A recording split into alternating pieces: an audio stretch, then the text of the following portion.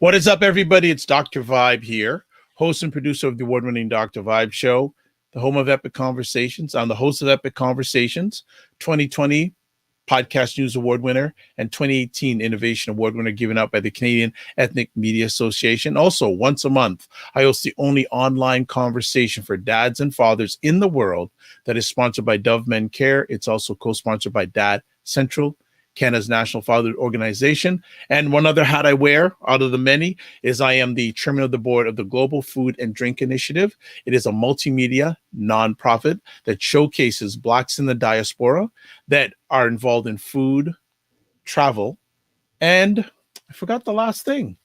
But you know what? I can't remember right now because it's been so crazy today. But I will remember before the end of the day. So what we are going to do is food, restaurant, and travel. That's what I forgot. There we go. Black Canada Talking is live today. We're broadcasting March 21st.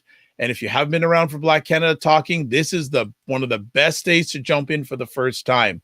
Black Canada Talking is a live online event that provides Black Canadians an opportunity to give their takes and POVs on stories that have importance of them. Or we have people come on and share their story.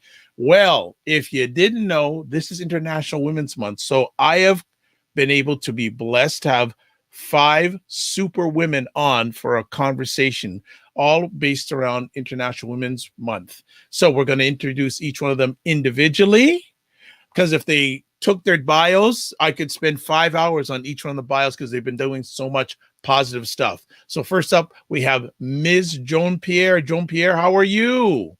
Well, very well. Good, good. And can you share a little bit about yourself to our worldwide audience? Well, my role is I'm an event planner in the city of Toronto, and I work in the Caribbean and in North America. It's my passion. I will not do anything else. I will never retire. I say to people when they say, when are you going to stop working? Never. Once I could perform and do my work, I will continue working. I've had many interesting contracts with different individuals. The one that I cherish a lot is working with Pan Am Games in 2015, where I produced 2 wonderful cutting style shows for them. That was really a nice highlight for my life in my world of event planning. And also, I am in the fashion industry a lot, and I've produced 4 cutting style shows in Toronto with Caribbean designers coming up for those. And that is really, really something I cherish and hope to do again. Once I could get the solid sponsorship behind me, I will produce some more of those. But my work is varied. I work in politics when there is election time. I do work with Adam Vaughan. And it is all about events. Okay, fantastic. Thank you for taking the time to share with us. I just want to correct, Global Food and Wine does work and showcase Blacks in the diaspora in food, wine, and travel. I just wanted to get that right. So, Joan, thank you so much. Next up, we have from the East Coast, Sylvia Paris Drummond. Please join us, Sylvia. Hello to my sisters across the continents. Hello. Thank you, Dr. Vibe, for this opportunity to be with these powerful women. So I'm Sylvia Paris Drummond. I always need to acknowledge that I'm speaking from Nova Scotia, from the land of Nikwaki, the unceded land, and I always need to acknowledge my ancestors and how I am so fortunate to be standing on their shoulders and supported. So the work that I do, I'm going to just talk about it from quickly from two perspectives. So I'm fortunate to be the CEO with the Delmar Buddy Day Learning Institute, and I have also a smart hustle. Someone has said to me, SV Paris Consulting. So I do consulting work. They kind of intertwine in that they both have a community focus, but diverge in that the work at the Delmore Buddy Day is focused on Afrocentric research, Afrocentric youth engagement, Afrocentric community engagement, and very deliberate development of resources, publications, just merging into podcasts to help ensure that we know the history, heritage, and culture of African Nova Scotians who have been here generationally and who can count themselves among ways of immigration.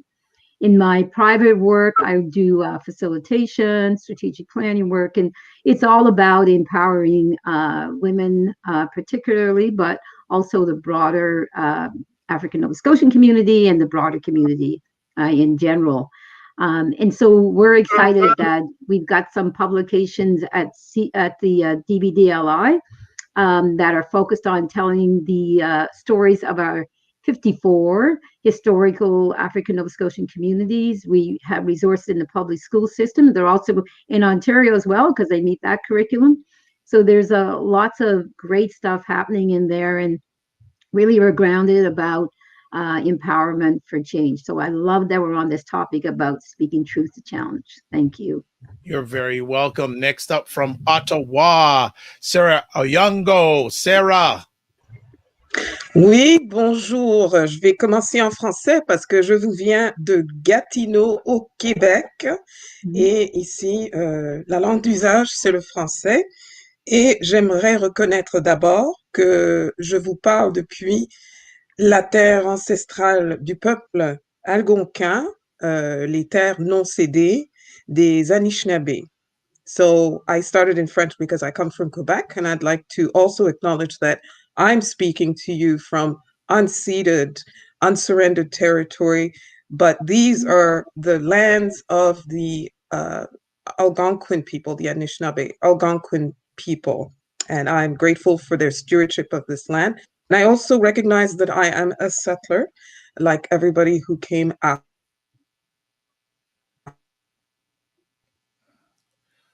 Okay, we may be having a little bit of an audio video challenge. So we're going to go next up to Nicole Waldron. We'll work on Sarah. So Nicole Waldron.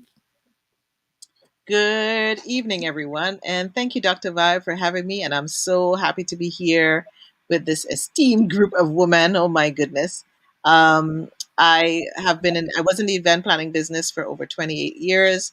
And, with COVID, I have had to pivot a little bit, and I'm launching the speaking and the podcasting era of my life, and launching a new show called Victory Speaks, where we have inspired conversations with individuals like yourself and all these amazing women on the show.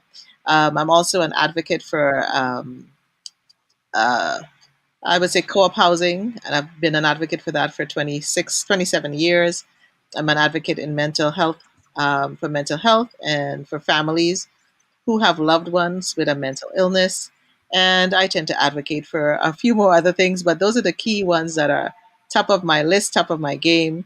And so that's it in a nutshell. There's so much that that I can get into, but I want to get into the show. So I'm going to go back and throw back over to you, Sarah. I know you were singing, you got frozen. So we heard you up to Gatineau, and you were speaking of being on Wait. the land of the Algonquin people. This Yes. Yeah. So yeah, I'm speaking to you from unsurrendered and unceded territory of the Algonquin, and so I'm a translator. That's what I do for a living, and I work in media, both in my professional life and in my community life. So I work for television as a translator, but outside of that, my other career is community media. I've been a radio host with CHUO 89.1 FM in Ottawa for over 20 years. I've co-hosted 3 different shows, 2 African ones, one in French, another in English, and the very popular Black weekly talk show, Black on Black, with a team of amazing women who have now become, part of my tribe. I've also been involved in print community media with the Spectrum until it closed. And I also support a lot of the advocacy that happens on both sides of the river, en français and in English, with regard to the rights of our Black communities that make up our larger Black community. And I am a member of the board of Black History Ottawa. Black History Ottawa is the organization that began the citywide observance of Black History Month here in our nation's capital. So that's just a bit of what I do. Thank you so much. And last but not least, Sherley Joseph, please join us. Bonjour, hi everyone, sac passe. Well, my name is Sherley. What I do is, and thank you so much, Sarah, for the land acknowledgement. Always remembering that here in Canada, we are on Native land. I'm a podcaster.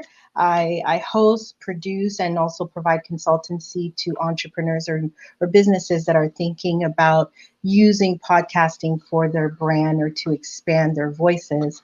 I'm also a community builder for a group that started back in 2017 called Black Canadian Content Creators. I did it out of necessity in order to see each other and find each other and connect with one another. I'm also the co-founder of the Chilnilla Network, which is all under the same umbrella when it comes to BCAN-CC and everything that I do. And just a newly launched business that we have called POC Images, which is People of Canada Images. And the goal is to bring subjects to the forefront, particularly subjects who are Black and Indigenous, and also to spotlight amazing Black and Indigenous photographers, but in a much more Canadian settings. Thank you so much, ladies. We do not have any time to waste, so let's get right at it. So, first conversation topic.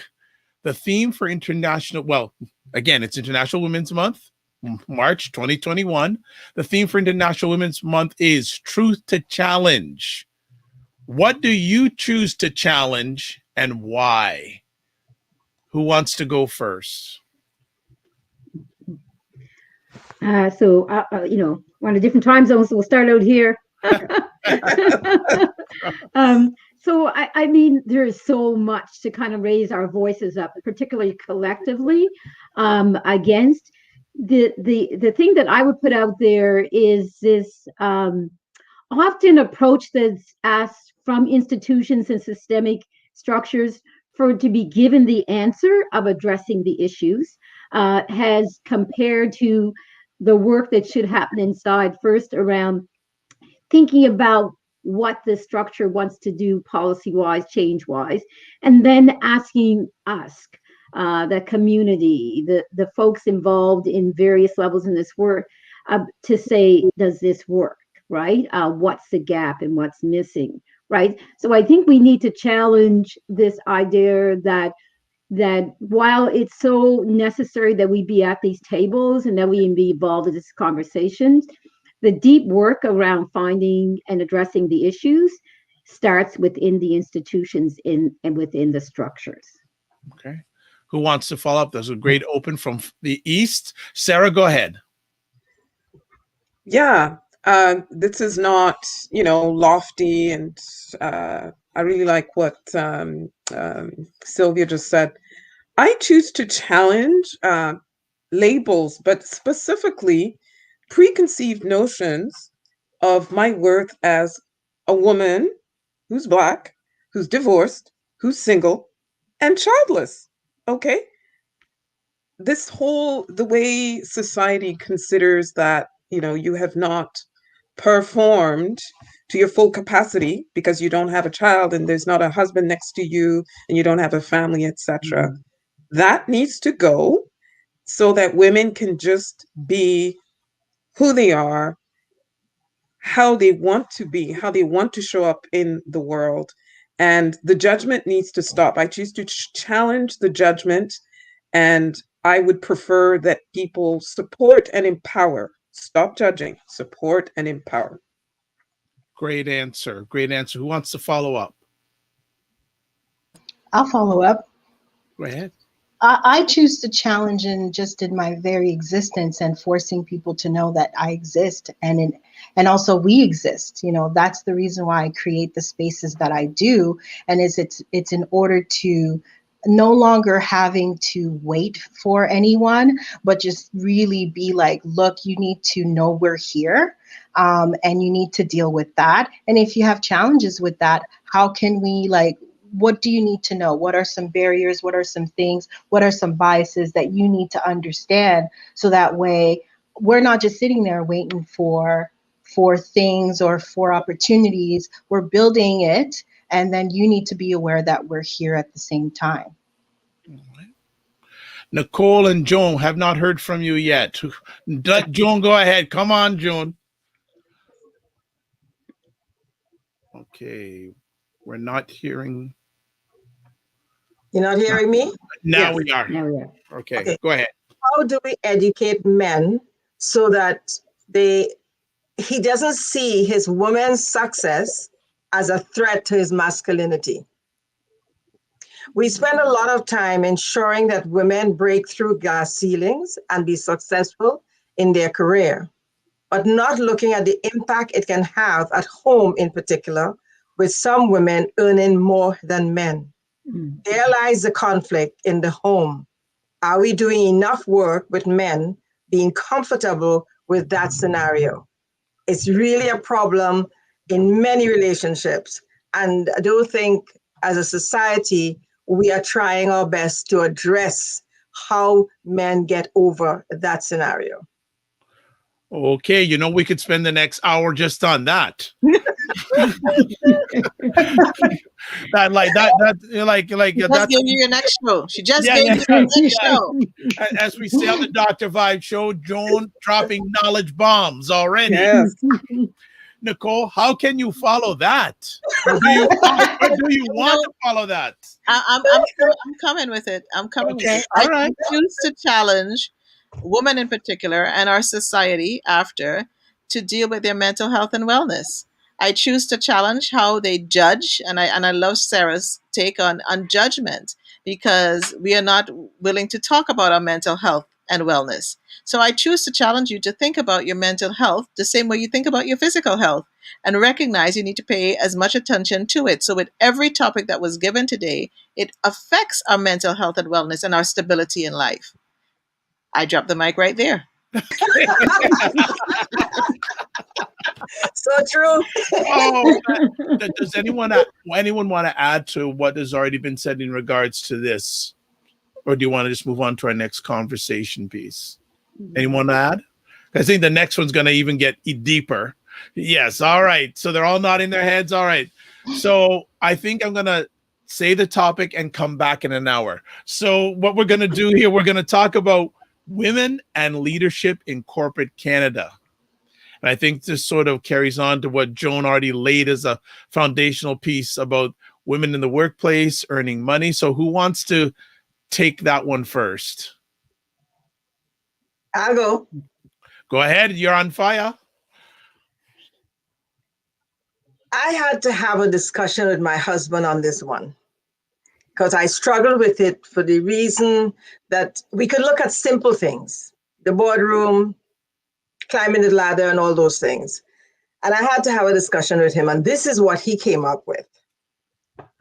Are we looking at this in the right way? That was his question back to me. I had to go to him to discuss this because there are a few simple things that we all know about in corporate Canada that is a problem, like the situations in boardrooms, etc. This is what he says. He reminded me about Jane Goodall's work with chimpanzees and suggested that this way of thinking is almost at a level of instinct. Where in Goodall's work, she talks about the pecking order of these animals. They have a hierarchy of male and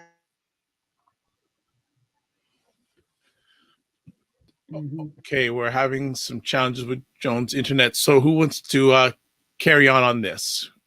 Continue on this one. Well, Go ahead. so I'm really hoping for the day when we don't even have to talk about, oh, women in leadership. Because listen, women been leading, okay? In our Black community, women have been leading. In my work here in Ottawa-Gatineau, in terms of the associations, how they were started, how they've been maintained, and how they survive. Women, female leadership. Why? Because we're about for the family, for the community, etc. We tend to be more collective thinking. I'm not saying there are no men who are collective thinking, but our leadership is more about working together with other people to achieve results. It's not, the priority is not me, my ego, and get up there and I want to look. No, it's about, I'm going to look good if we achieve results. That's the way I see female leadership. But in 2021, this discussion is kind of tired because demographically, we're at a point where, you know, our girls are way better educated. Avenues are being opened up in so many fields where women are striving and have been striving. And it's time for old boys clubs, etc., to understand that promoting women into positions of leadership in corporate Canada, there's a very solid business case for that. Oh my gosh. If we were all in the same space together, how fabulous this would be. Because this is where we're like, you know, around each other as sisters and saying yes. You know what I mean? Like that's what it is. It sounds a little more intrusive jumping on your story and connecting with it while we're virtual. But I'm just feeling that conversation. And because the aspect too for me in terms of women in leadership, Black women in leadership, we've always been influential leaders. And I think that is something that is kind of instinctive. I think it has a survival kind of piece that was about, you know, our connections and how we've kind of moved and been able to move in terms of church and community, educators, like, so all of those things are there. So that influential leadership is there and it's present. What I think we need to talk more explicitly about now is the positional title leadership, right? So that's the place where, you know, where there is so much work that still needs to happen. Like there's, you know, just recently released in February of this year, a report that talks about women's leadership, you know, in the corporate hiring positions, but also in the boards, and how, you know, the language that was used in that was racialized. So we do need to kind of, you know, suss out what that kind of meaning is deeply in there around, well, who are we talking about? Can we be more explicit and talk about Black women if we're as compared to an overarching title of racialized? But for me, one of the things that I think we all need to hold hands together and continue to go forward on is insisting on the title that goes with things, because being an influential leader is important, whether you have a title or not. And just think how much we've moved and been able to move from that position. However, the positional title is important in terms of some other aspects, in terms of what tables we get to be at, what funding sources we get to access. So positional leadership on boards, you know, not-for-profit and corporate boards, And in the employment aspect of it, the various titles, roles are really important. And I think that needs to be heard more explicitly, and also to acknowledge that we are often in the formally educated positions at very high levels, and yet that's not showing up in the employment rates. And let's not even have a really deep conversation about pay and pay equity, because that's a bigger one. That's also another one that kind of goes on. But yeah, this valuing and acknowledgement about the contributions and the leadership that women have done over time, and not to be kind of formed up in a way that looks competitive to someone else, to the men in our communities, our brothers and sisters, but just a recognition of that occurrence and seeing how we can build and grow from that, whatever, right? And as I said, kind of like the recognition about how do we kind of have these collaborative conversations together? How do we be validated for, like me working with my sister in the podcast world, so that I can kind of grow and learn some more too? So there's always been, I have on my, and then I'm really gonna I don't get to drop the mic because I don't feel like I have that right yet, but I'll leave the floor space. But I wanted to say I have on my signature line, electronic signature line, Ubuntu. And it means it's genuinely in passion and for me in terms of how we do, because my success is your success. Our humanity is intertwined. And so that collective way of being and in supporting each other, that's not the most valued competency, even now in our leadership world, while we talk about being supportive of each other. So while we hold true to things that we are about and understand ourselves to be as community, we need to also recognize there's some pushback we're going to get on that, because it may not be in that checklist for leadership, but it's important because that's how we survived and thrived, and that's how we are able to maintain our humanity and our passion. Wonderful. Sherley, Nicole, haven't heard from you yet. Yeah, I do have something. I really am all about matching the makeup of the country or province that you live. They say that women make up just over half the Canadian population, yet we continue to be underrepresented in leadership roles or in political leadership positions. And I saw something where it's like, out of the top 500 companies and organizations in Canada, 109 do not have any women on their board of directors. So I believe, and maybe that might be controversial, but forcing companies to really start matching the population, whether it's in a national front or provincial front, and by creating that to force on matching what the makeup of the population is, and having more women in leadership, it not only obviously helps the country to achieve gender equality, but also it will help on starting to influence the decision making around management or policies or laws, and in turn, it will start creating role models and mentorship for young women. Okay.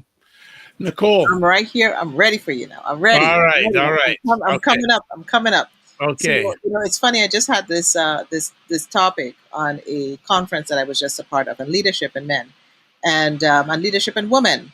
And one of the things that I bring to the forefront is this: we sometimes forget as women that men, even though we know what we bring to the table, men very well know what we bring to the table, and other women do too.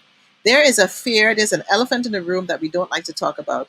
And sometimes even with the feminist movement, it has created this spirit, this action, this behavior of fear that men feel we want to displace them.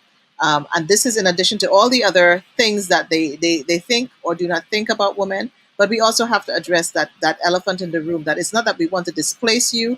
We just want to be on an equal playing field, that we have the same opportunities, the same pay, the same way that you can think. We can think as intellectually as you can.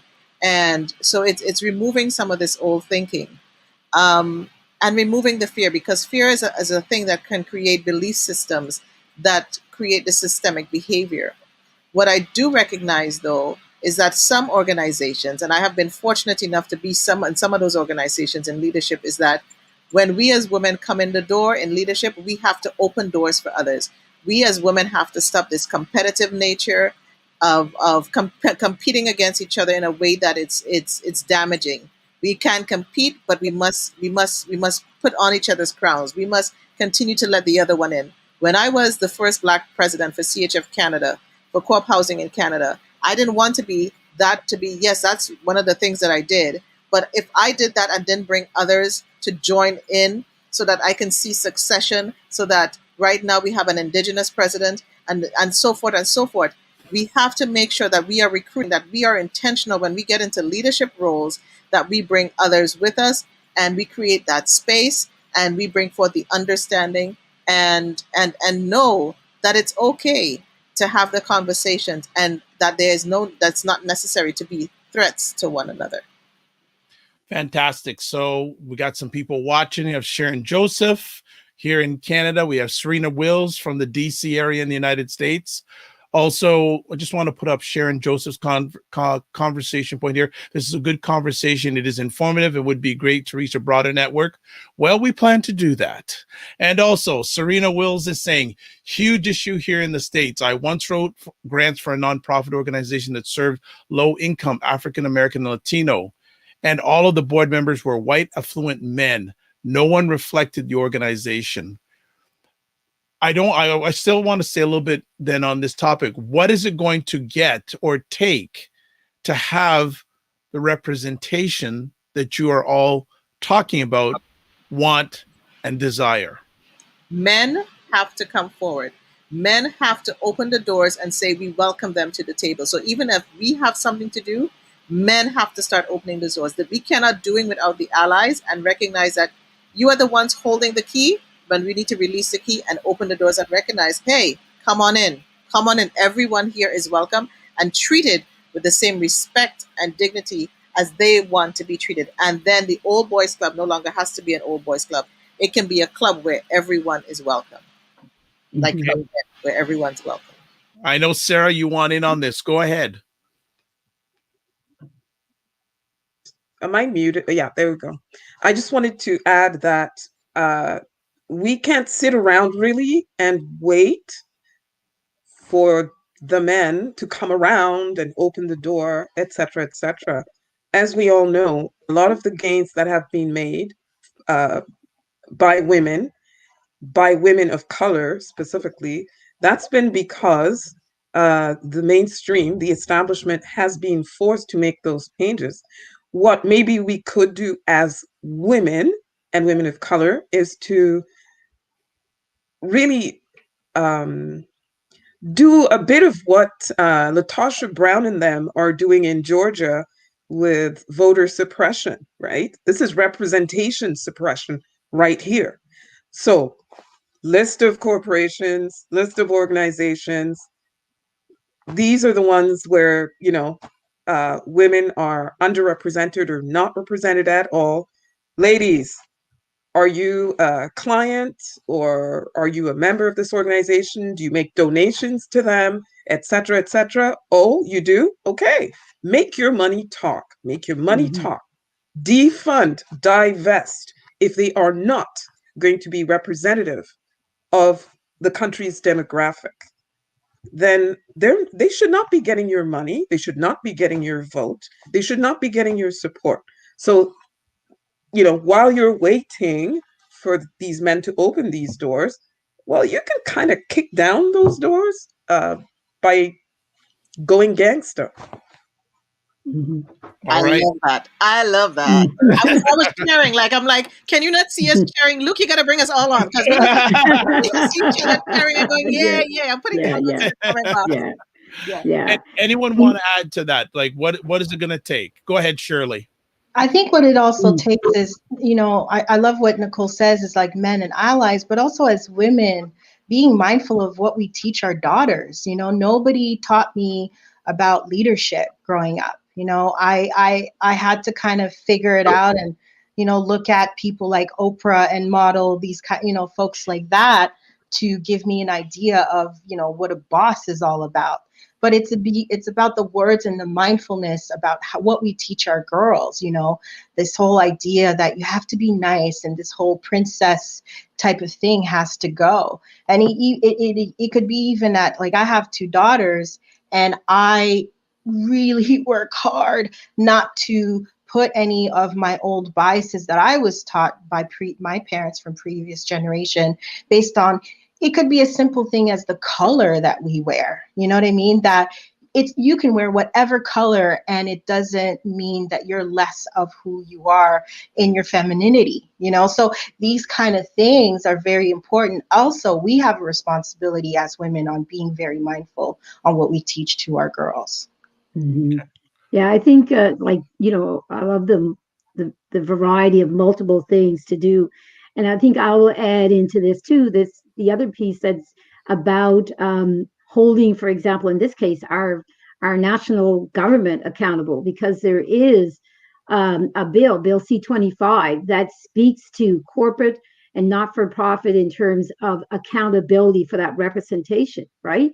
And so, is there a collective structure that we can be part of, or organizations individually can be part of, that looks at that and asks for a report on that? So where are we with the commitments around inclusion? Where are we with our commitments around growing representation on the boards, creating a pipeline of an education opportunities for leadership into these C-suite roles, as they call them, or those leadership positions on boards, particularly boards that are national in scope. So there's something. So that's 2018, I think, in terms of when it was launched, right? And so if we have a chance to be thinking about that and following up on that and asking for a reporting on that, again, from what's been said here about recognizing the importance of our voice, and I think, I can't remember, was on here or before we came on screen, but the recognition of civic engagement and political activism. Well, that's a political activism, holding our government accountable for what they said that they could and they would do, and having that kind of reported out for us, for the country, on an ongoing basis. Nice. Okay, Joan, you're back with us. What we're just talking about here is, what action do you feel need to be taken to get the proper representation of women in the corporate workforce or corporate workplace? What are your thoughts? I lost it. It's really based on a discussion I had with Tony. He reminded me about Jane Goodall's work with chimpanzees and suggested that this way of thinking is almost at a level of instinct, where in Goodall's work, she talks about the pecking order of these animals. They have a hierarchy of male and a hierarchy of female, and the male is always dominant over the female. I'm not saying we shouldn't try to correct this, but the river runs deep here, and it will take powerful women who can stand their ground and don't give up. Because men are just, by instinct, they figure they should be better or bigger or whatever in front of women. And we have to fight every step of the way to make sure that we don't let them get away with it. And as Nicole, I heard a little bit of Nicole talking about when you're in boardrooms and you're in head of a board. Why don't I get it? Anyway, once you're at the top there, you have to bring others along. You have to open the door, because the men are not going to open it for us. We are constantly a threat to men, especially the women of today. We are very strong and independent. I mean, I came from the old school. I'm not like you guys. You guys are 25 or 30 years younger than me. So I came from the era where my father, I'll tell you this as I say this, my father, when I, a young girl growing up, finished high school, and I wanted to go further. And you know what he said to me? No, I can't spend any more money on you. You're going to get married and have children. Spend the money on the boys. The boys went further to do engineering and whatever, but not the girls. He just figured, no, we'll just get married and have children. So that's where I came from. But now, looking at women today and looking at my daughter, that ain't at all. They're strong and they're independent and they stand their ground. and they will not let men push them around. And a lot of young women in their 30s and in their 40s or even younger are suffering the consequences of that. That the men of today, those young guys, are not accepting how strong these women are and that they could stand on their own 2 feet, and it's really, I watch my daughter with that, and it's really, really hard that a strong woman will have a difficulty lining up with a guy because they cannot handle it. You see, look at us, all of us. I think this is where we're settling, because it's like we all want to get in there. Because when you think about it, you think about how women are being viewed, what they were taught, but you start thinking about, this is when women have to start calling women accountable, right? Because when we start looking at the videos and the music videos and what they have to look at, this is what I need to do to get money and power. So we set ourselves up for failure, but we want to be this, right? Yeah. And then, yet men, you see, it's. I think this topic, we can spend all day on this topic. Then women, we want to be in the marketplace, we want to be in leadership, yet still sometimes, even when a man wants to open a door for us, we don't want them to open a door for us. And we push them away when they're even just trying to be kind. We need to learn how to be balanced as women, still be a woman, still be feminine, but still bring what you have to bring to the table. And then it's what, I think it was Shirley, you were saying, how are we teaching our girls? What are we teaching our boys? Yes, I was just about to say that after. Yes. What are we teaching our boys? And this generation, like when I think of Joan's generation and we need to start having those conversations and say, this is what I was taught. I was watching Bridgetown. Is that the name of the new show on thing? For the first time, I'm only in episode 2. And I heard the young lady say, what can I be but a wife? So imagine if that thinking goes through generation to generation, if she doesn't get exposed and then her brother was in the same way of thinking, guess what happens? It's transgenerational, systematic thinking of we are less than and we are not welcome here at the table. And if corporate Canada, corporate USA, corporate Europe, like we come from the Caribbean, we understand Africa. So we see women in leadership. We grew up with women in leadership in North America. It's a different look. So it all depends on where you come from. This topic right here, Dr. Vibe. I know Sarah wants to. I know everybody wants to. I'm putting myself on. Go on. Go ahead, Sarah. Go ahead, Sarah. No, okay. I'm not going to pile on too much, but I was struck. Well, I was struck by what Sherley was saying about her role models, of leadership. And one thing we try to do with Black History Ottawa is make sure that we expose as many Canadian role models. Because right now everybody's talking about the amazing, what is that? Well, the woman in Georgia, Stacey Abrams. Stacey Abrams, my God, she is my shiro. Stacey Abrams, Latasha Brown, Tamika, all these, the Americans. Or at best, we're going to Winnie Mandela, and we're going to my fellow countrywoman from the Greenbelt movement, the environmentalist who got the Nobel Peace Prize, Wangari Maathai. We have historical figures right here in Canada before Jean Augustine, although I love Jean, but way before that. A lot of people keep forgetting that Viola Desmond was a businesswoman. She was a business leader. She was a civic leader. Okay. She made her, she was married. She had a husband. She had a family. Before Rosa Parks. She had a business. She made her way. Okay. And Beverly Maskell in Toronto, another business leader. Okay.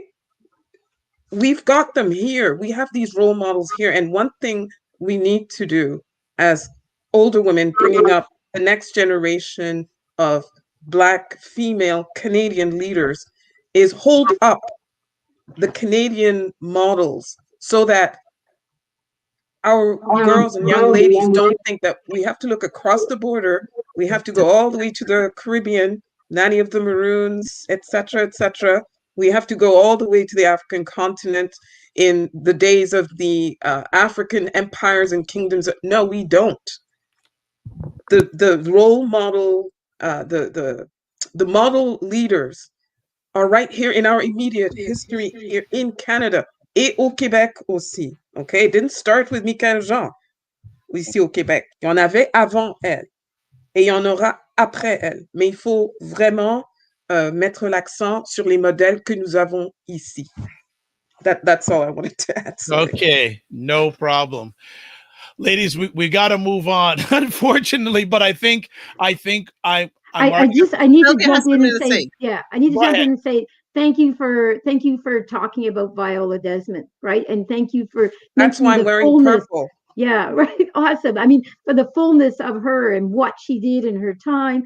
And because it makes me think about too, like for us not to get to caught up into what the trappings that other folks are putting on us, right? Because there's this being colonized, right? That is happening. It shows up in all kinds of different ways. Yeah. So when we make sure we insist the systems, I mean, I guess that's my theme. That's my record groove, Stuck in the System. When we insist the system makes the knowledge accessible for everyone, because we need to know it for ourselves. As you said, those the women that have come before and what they've done, whatever, we need to know it for ourselves, but the broader country needs to know it too. So that, to help interrupt these conversations about us having to be defending and justifying whatever, right? Because so much is there already. And so, yeah. And so Viola Desmond, her story, and I'll just add into in the story that relates to justice, right? She did nothing wrong. And eventually with people's persistence, she was able to have the mercy-free pardon, which acknowledged she did nothing wrong and should not have been charged anything. So yeah, so it's really important that we all keep saying in all of our curriculums. So as we teach our girls and our daughters and our sons and our nieces and nephews, right, in our own time, that the public systems that are supposed to teach accurate and full history and heritage, we need to keep holding them accountable as well. All right. I just want to add to this too, is that yes. I'm just saying. Yeah. I just also want to add too, is that it's all about too starting with the young kids, right? It's about updating the books that in order to help improve the understanding of gender equality. And that can start at schools. I mean, some of these books are old school. And the gender, the verbiage that are used as well can also create these kind of, oh my gosh, everybody with it, these gender gaps, right? So if even asking and having a plan with teachers that, although maybe if these textbooks are older, that teachers can still point out positive examples of gender inequality, and encourage the children to think more critically about the content that they read is also really important. Joan is up now too. We could stop on this subject and just go all day on this one. Okay. So what Joan, I'm going to do? mute. You're mute, Joan. We can't hear you. From inside. Okay, there you go. Okay, there we go. Yeah, on Monday, I'll send a link to you guys that the Viola Desmond Awards is done at Ryerson's. I manage that event, and it's happening on Monday. So I'll send the link. And what she's not saying is that she's getting an award on Monday. She's getting a Viola Desmond Award on Monday. Tune in at 6 p.m. She's not going to say, but I'm going to say it for her. And this is why we have to uphold and Sarah, for me, like personally, I have decided that I don't even know how I'm going to find the time, but Trailblazers in the Now is another show that I'm going to be doing where I'm going to be highlighting Canadian icons, and I call them icons, the trailblazers that are in their 60s, their 70s, their 80s, because we need to tell their stories and give them their flowers now while they're alive, not when they're gone. When I look at Joan, Pierre, and I look at Sylvia and what they have done in this community, and they have not, and I'm seeing little, let me be nice. I'm seeing the younger generation, younger than myself, getting more flowers than them. And they have, and I'm not taking away from what they've done, but come on, people, Why are we, and I get so annoyed, Black History Month in Canada, when I'm only seeing American people being put, I'm like, I mean, even if you went to Africa, even if you went to the Caribbean, why is everything American? We have so many people right here. And if you can't even start in your own backyard and maybe even do an interview with your own parents, find out their journey, what they went through to be here. We need to start uplifting each other. Dr. Vibe, you've opened up Pandora's box. I don't know. We're taking over your show. Forget it. My alleged mind is thinking that we need to have, if you ladies do it, at least, if not bi-monthly, every 3 months we need to have you come on. So if you're up to it, we'll do the back channel talk and maybe bi-monthly have you come on, because as I said, and we have to make it 2 hours, by the way, because this time isn't going to be enough. I'm just going to catch up very quickly with comments. Strena Will says, yes, we need to bring our sisters with us and not see each other as competition or threat. I had a couple of bosses that are African-American, and instead of being my sister's keeper, they threw me under the bus because they saw me as a threat. I once had positions like them. We have to have each other's backs. Sharon Joseph, if I may jump in with my small part, it's a long small part, we're going to do it.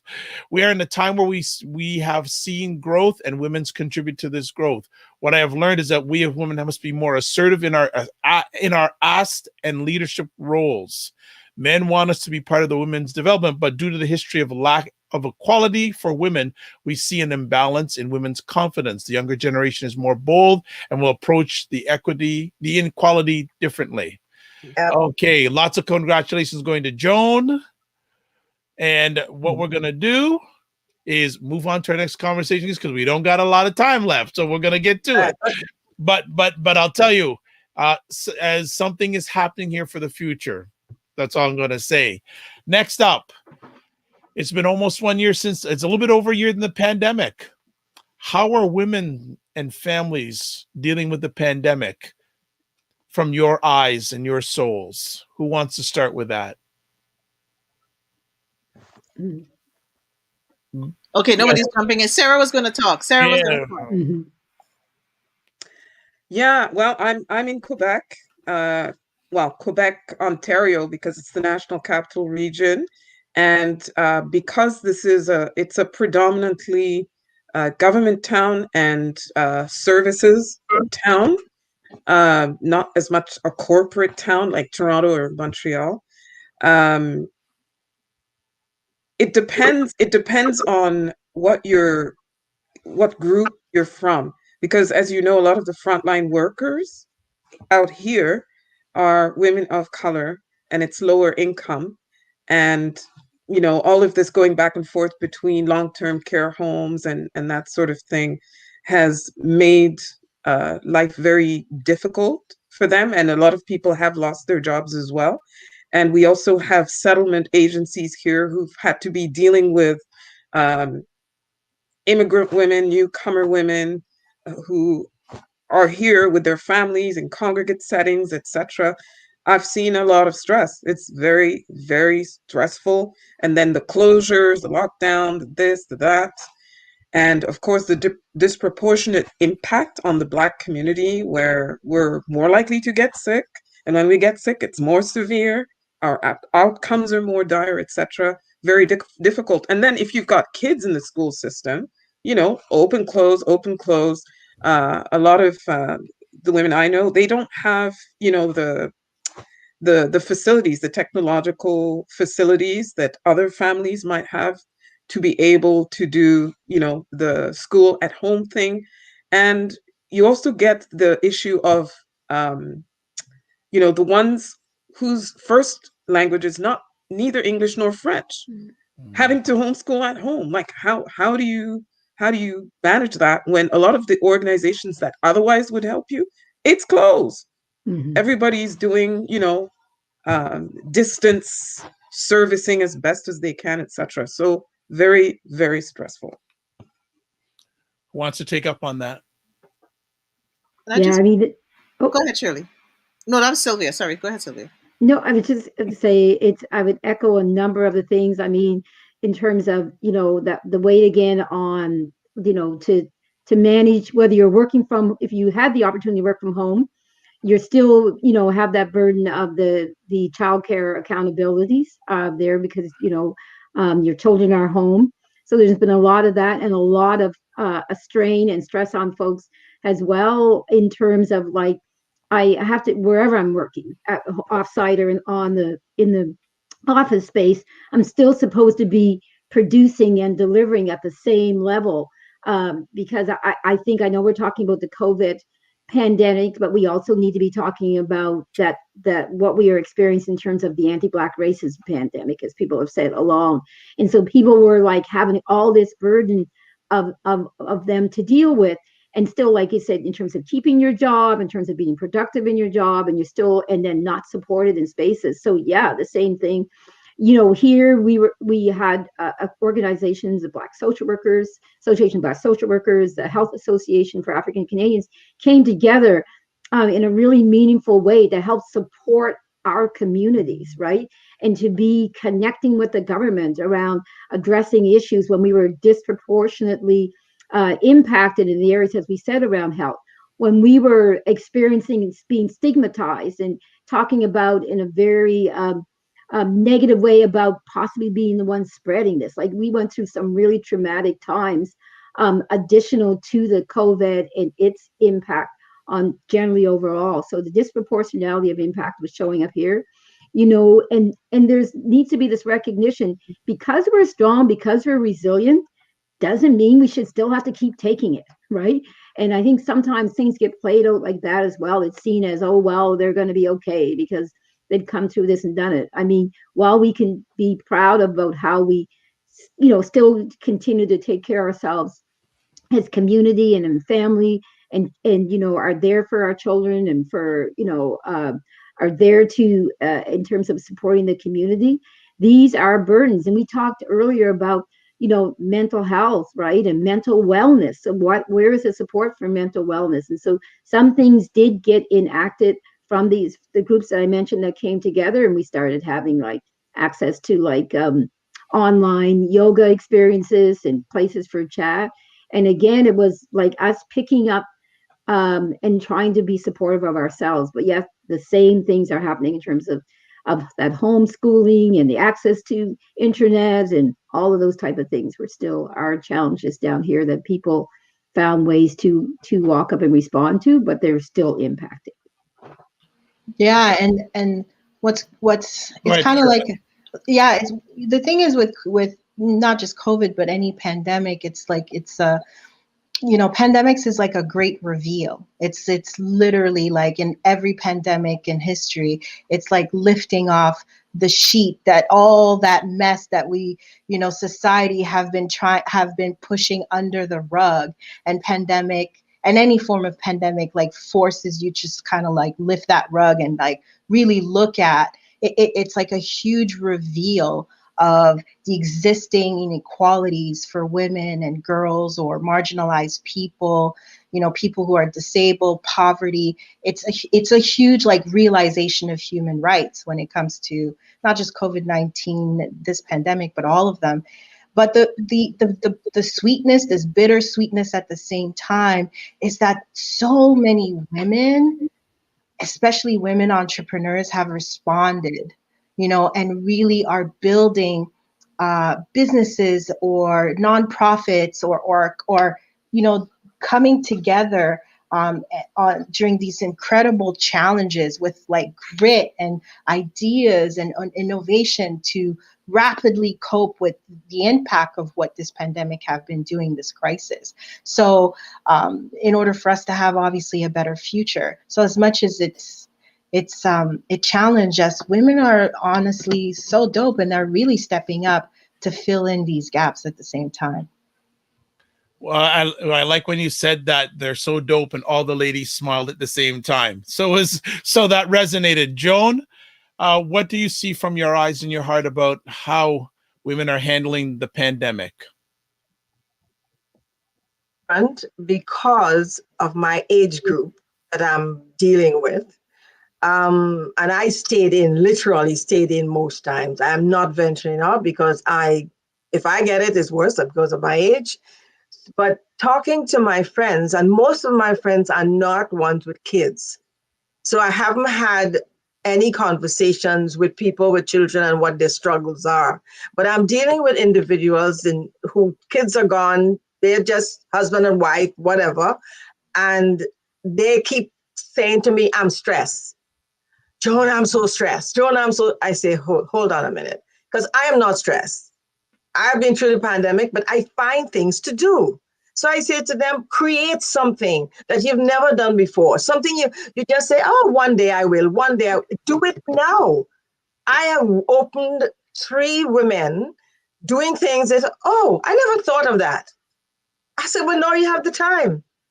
Invest your time in things you always wanted to do, and that will take away some of your boredom and your stress and all that stuff. And so I'm basically dealing with women in their 50s and 60s who are just home, not working anymore, or maybe just have a little hustle or something which they can't do anymore, and saying they're bored. I don't know what to do with myself. I am not bored. I keep saying, and something I must have said to Nicole, I have up to if I ever get sick and I'm in bed and I can't move, I say to Nicole, my husband and my daughter, I have boxes of every single card my husband ever gave me from 1972. Give me the box of cards, give me a scrapbook, I'll stay on the bed and create my nice little book of history. All right. Joan dropping the knowledge bombs. Dropping the knowledge bombs, Joan. That's fantastic. Good stuff. So we're wrapping Hello, up. hello. Oh, Nicole. yes, Nicole. Yes, Hello. Nicole. Hello. Nicole. That's okay. I won't be long. I'll be good because everybody's really covered some things. And I think I want to take up on something that Sarah also said. One of the things that we have to remember, we have a lot of single parent homes with women. And so some of them actually had to give up their jobs because they had no childcare and they didn't have the type of job. So I think we have to be mindful of that. Women have had to use the food banks more than ever before. And here's the other thing. We have women that people miss because we're not in quote unquote the vulnerable neighborhoods or the marginalized neighborhoods, but have become marginalized. And I hate that word because it's to me, sometimes I know what it's supposed to do, but sometimes it sounds demeaning to people who are just trying to make ends meet and things are happening differently. And they have to go and ask for help. But because they have been seen as strong Black women or women with certain positions and stuff like that, how are they going to the food bank? How are they going here? Because, they have to deal with this whole mental piece is affecting women at a different level. The other part of it is we have a lot of young marriages and people who weren't really spending a lot of time together. They were married, but, they had their lives. And, Tony and Joan have been such an example of marriage that, they can be together, but they have their own purpose in life. But when husbands and wives are coming together, what has happened is we have seen a rise in domestic violence that has occurred for women in the home and children. And so that has taught us that, we're wanting relationships and we're wanting marriages, but we never really worked on the marriage. We had a wedding or we never really worked on certain things. So that has been that other piece. And I would say that, out of this, when I look at some women, and I love what Sherley said, they have gotten the grit and they have gotten some stuff. And we've used that P word a lot, pivot, in 2020, 2021. So I say to people, there has been pain, but before you pivot, get perspective. Don't just get one perspective, get some other perspectives. Call a Sarah, call a Cheryl. And then when you get that perspective, then you pivot. So then you can operate in a new purpose for your life. You know what I'm saying? So I'm giving you 4 P's, no F's, just P's. Okay. Okay. 4 P's. All right. Okay. So what I'm going to do, we have 2 more questions, but what I'm going to do is I'm going to roll them together and also give your contact information. So each one of you during this conversation have given solutions. So as we close up, I'd like to ask each one of you some solutions and also what is your advice for the next generation? And then your contact information if you're comfortable giving it. So I'll just go over it again. Solutions for moving ahead now. Then also, what's your advice for the next generation of women? And your contact information if you're comfortable giving it. Who would like to start first? I can call people out too if you want. Okay. Sarah? Yeah. So solutions for what exactly again? For the short term. Pardon? Solutions. This Yes. pandemic? Yes. Dealing with this pandemic? And okay, then also, go ahead. Yeah. So before I answer that very quickly, I would like to acknowledge, because I talked about there's a problem and people are suffering, etc. But I would like to really salute some women from Ottawa Gatineau who've really stepped up and come through for our community. Gwen Madiba of Equal Chance, who's been doing the meal distribution to address food insecurity. Marie-Rémy Philippe with the mental health support. Paula Alphonse, who's on this platform, who has managed to pivot and create her own show, just like Nicole did.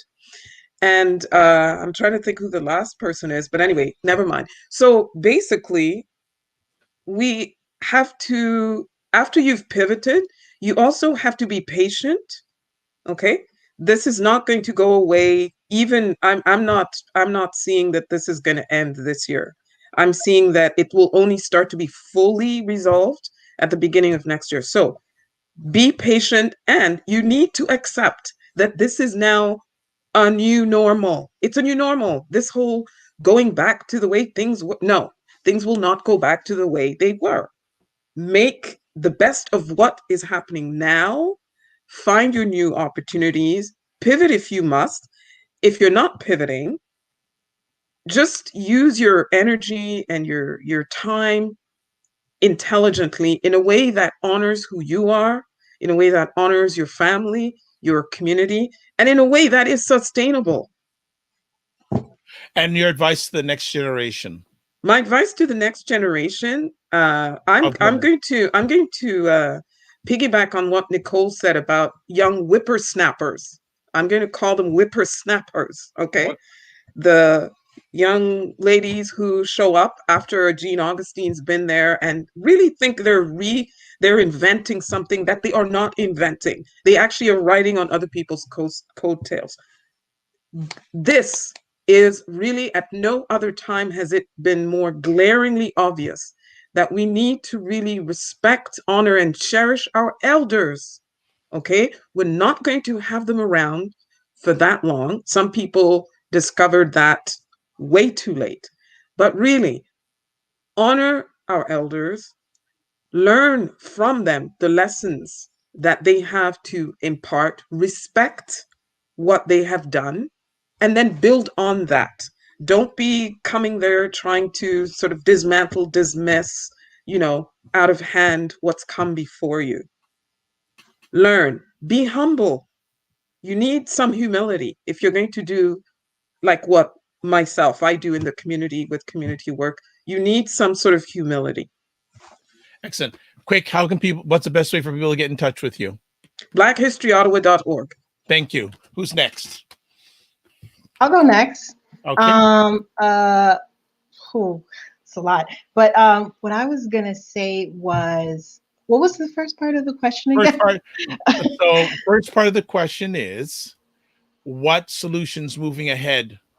Right. Solutions moving ahead. Find the time to mentor. And if you can't, volunteer. And if you can't, build space. And if you can't, then invest in community programs that encourage women and girls to, in order to help shape their work and continue their to help them support and continue to grow their program. And my advice to young folks is to, you don't need permission or be shy in sharing your greatness. Just, be great and indulge in it, and it's okay, and be your best advocate. That's huge. Like, I wish somebody would have told me when I was younger. Either you do that in your work or you do that in your education, and the way to be your best advocate is to ask questions. You know, asking for a raise is being your best advocate. Asking questions to your professors and teachers and say, I don't understand. I need to understand. Like you and I are going to sit here until I get it. These are all things, questions is the greatest way in order to be the best advocates for yourself. Yeah. Contact information? Contact information, you could find me at Sherley Joes on Instagram, or if you just search for at Black Canadian CC or Black Canadian Content Creators, the Facebook group or the page or on Instagram, you could find me there, or just write to me, go to chonilanetwork.com. That's another way where you can find me. Thank you so much. Joan, we're saving you for last, so relax. Who's up next?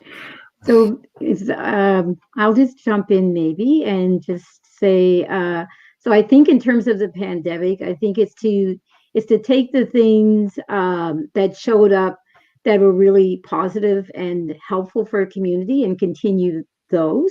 We learned a lot. I learned a lot in terms of reaching out to community and how to maintain being, relational in that regard. And then there's some other things that we hope that we can stretch and be in a different way. But yeah, so, always look forward in terms of what's going to work well in building, from that.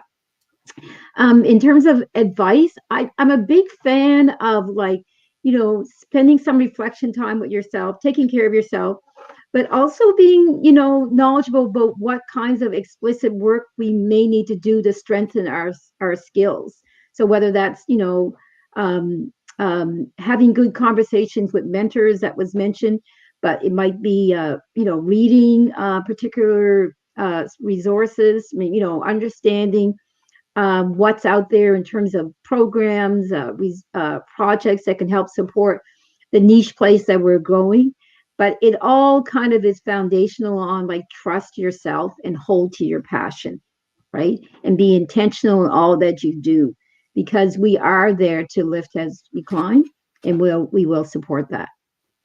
And best way to contact you? So for me, in terms of SV Paris Consulting, you can go with Twitter, and that's at Sista, who leads, all one word. And at for Delmore Buddy Day Learning Institute, you can check us out at that website, dbdli.ca. Nicole, you're next. Okay, Lord, I'm following these three amazing women. Yeah. What I would say, moving forward, invest in yourself, invest in your health, and invest in your mental health and your physical health. Do a mental fitness challenge for yourself. Renew your mind, because this is a great time of renew and rejuvenation. And yesterday was the first day of spring. And so even though we've gone through a pandemic and we're still going through, and we will be going through, mind your mind, because until you mind your mind, your whole health will not be well. Advice moving forward for the younger generation: set a vision, create a vision for every part of your life, your financial, your health, your education, whatever it is. Create that vision board, but create a plan that goes with it, that's intentional, that's transformational, and get mentors. Open your mind to new things.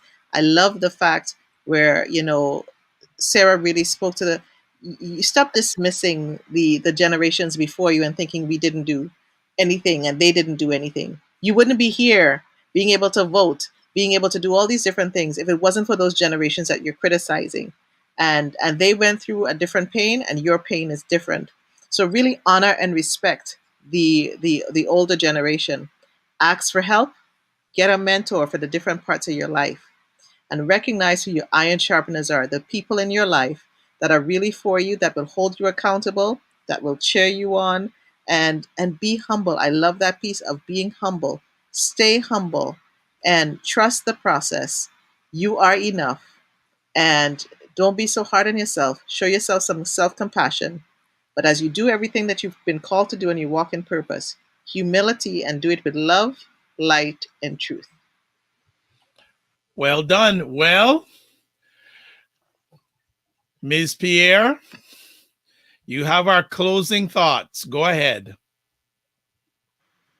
Most of you guys talk about the solution, so I'll just jump to the next generation.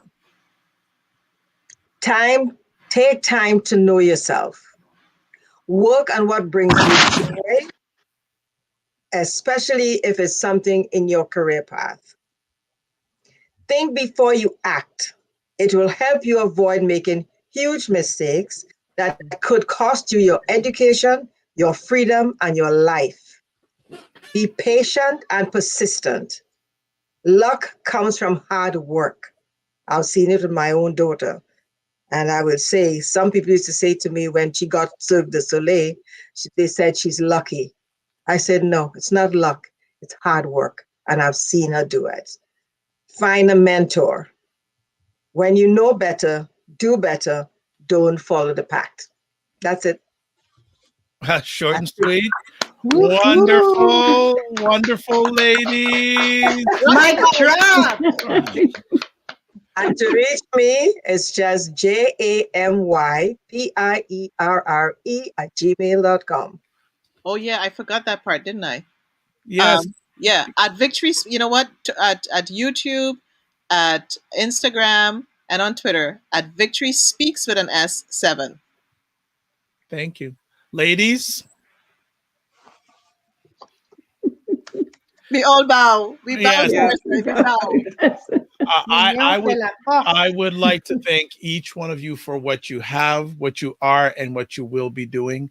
Thank you for taking the time out of your positive, productive schedule, not only in your own personal life, but in the lives you serve for other people. It's appreciated, not taken for granted. I'm putting it out there live. I think we need to do this bi-monthly, but I'm not going to say nothing. But I'm already going to see this. Bring back these ladies soon, please. Inspiring and encouraging. Not me. Not me. Not me. But yes, and thank you so much. So I'm just going to just add on to what the lady's saying. If you can, don't waste this crisis. I'm going to leave it at that. My name is Dr. Vibe, host and producer of the award-winning Dr. Vibe Show, the home of Epic Conversations, the host of Epic Conversations 2020, podcast used in 2018, Innovation Award winner, given out with the Canadian Ethnic Media Association. Also, once a month, I host the only online conversation for dads and fathers around the world that is sponsored by Dove Men Care, also co-sponsored by DAD, Central Canada's National Fatherhood Organization. Also, I am the board chair of the GFDI, the Global Food and Drink Initiative, which does promotion of Blacks in the diaspora that are involved in food, wine, and travel. I got it right this time. So, as always, if you want to touch base with me, you go to my website, thedrvibeshow.com. Like to say these final closing thoughts, as always, when I finish an epic conversation. Live your life as a dream. If you can dream it, you can make it. Sometimes you have to get smaller to get stronger. Block assumptions, then aim bigger, aim better, aim higher, aim wider. Love, respect, and faith. Remember to give yourself grace. Thanks to BIA Media for producing this epic conversation. And something tells me in the next few weeks, no more than 2 months, you're going to see these wonderful ladies dropping knowledge bombs. BIA Media, thank you very much. God bless. Peace be well. Keep the faith and walk good.